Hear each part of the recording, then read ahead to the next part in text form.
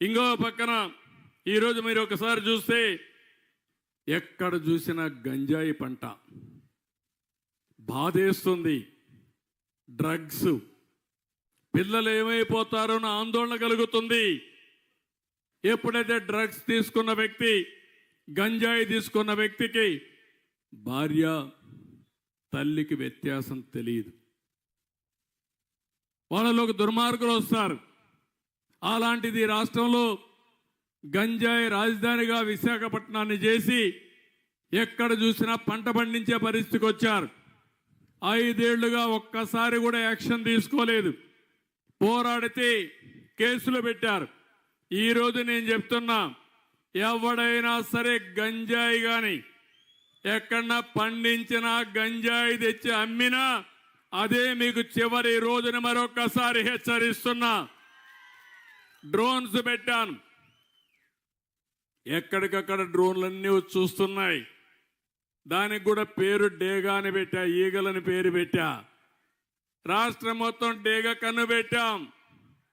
ఎవరైనా సరే గంజాయి పండించినా, గంజాయి అమ్మినా, మత్తు పదార్థాలు అమ్మినా కబద్దార్ జాగ్రత్తగా ఉండమని మరొక్కసారి ఆంజనేయ స్వామి సాక్షిగా హెచ్చరిస్తున్నా. ఎందుకంటే సమాజ హితం కోసం పనిచేస్తున్నా. దానికి ఒక కమిటీ వేశాం, ఈగలనే ఫోర్స్ కూడా పెట్టాం. దీన్ని లాజికల్ గా తీసుకెళ్తామని చెప్పి కూడా నేను మీకు తెలియజేస్తున్నా. ఈ రాష్ట్రంలో ల్యాండ్ మాఫియా లేకుండా చేస్తాం, శాండ్ మాఫియా లేకుండా చేస్తాం, గంజాయి మాఫియా లేకుండా చేస్తాం. కడాన పేదవాళ్ళకి ఇచ్చే రైసు కూడా, పేదవాళ్ళకి 2 రూపాయలకి ఉచితంగా బియ్యం ఇస్తే ఆ బియ్యాన్ని కూడా రీసైక్లింగ్ చేస్తున్నారు దొంగలు. దాన్ని కూడా మీకు చౌకగా 10 రూపాయలు ఇచ్చేసి 6 రూపాయలు 7 రూపాయలు మీకు ఇచ్చి ఆ బియ్యం తీసుకుపోయి విదేశాలకు అమ్ముకునే పరిస్థితికి వచ్చారు దుర్మార్గులు. నేను అందుకే చెప్తున్నా, ఎవరైతే రీసైక్లింగ్ చేస్తున్నారో మిమ్మల్ని కూడా హెచ్చరిస్తున్నా, వదిలిపెట్టం జాగ్రత్తగా ఉండమని హెచ్చరిస్తున్నానని చెప్పి కూడా నేను మీకు తెలియజేస్తున్నా.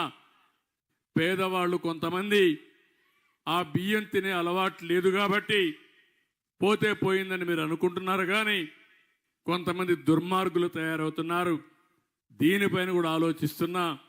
ఏ విధంగా చేస్తే ఈ సమస్య పరిష్కారం అవుతుందో, పేదవాళ్లకు న్యాయం జరుగుతుందో దానికి కూడా ప్రయత్నం చేస్తాం.